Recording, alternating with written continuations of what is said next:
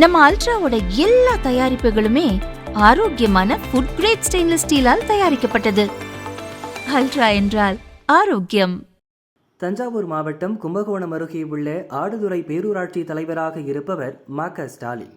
இவர் பாமக வடக்கு மாவட்ட செயலாளராகவும் வன்னியர் சங்கத்தின் மாநில துணை பொதுச் செயலாளராகவும் பொறுப்பு வகித்து வருகிறார். பாமக நிறுவனர் ராமதாஸின் தீவிர ஆதரவாளர்.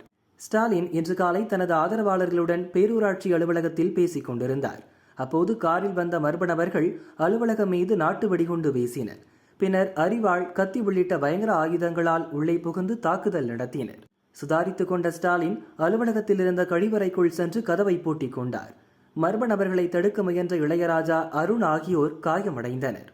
இதைத் தொடர்ந்து தாக்குதல் நடத்திய நபர்கள் அங்கிருந்து காரில் தப்பி சென்றனர்.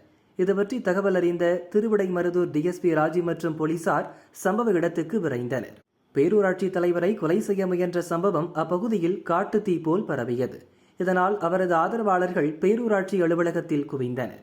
கொலை முயற்சியில் ஈடுபட்ட மர்ம நபர்களை கைது செய்ய வலியுறுத்தி கும்பகோணம் மயிலாடுதுறை சாலையில் மறியலில் ஈடுபட்டனர். டயர்களை எரித்தும் சாலையில் போட்டனர். பின்னர் போலீசார் நடத்திய பேச்சுவார்த்தையை தொடர்ந்து அனைவரும் கலைந்து சென்றனர்.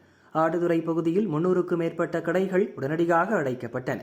பதற்றமான சூழல் நிலவியதால் போலீசார் குவிக்கப்பட்டனர். மாவட்ட எஸ்பி ராஜாராம் அங்கு சென்று விசாரணை நடத்தினார். சிசிடிவி கேமராக்களில் பதிவான காட்சிகளின் அடிப்படையில் காரில் தப்பிய மர்ம நபர்களை போலீசார் தேடி வருகின்றனர். எனது உயிருக்கு அச்சுறுத்தல் இருப்பதாக போலீசில் புகார் அளித்தும் எந்த நடவடிக்கையும் எடுக்கவில்லை.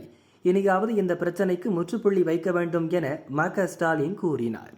இதற்கிடையே பாமக நிறுவனர் ராமதாஸ், அன்புமணி ஆகியோர் ம.க. ஸ்டாலினை தொலைபேசியில் தொடர்பு கொண்டு நலம் விசாரித்தனர்.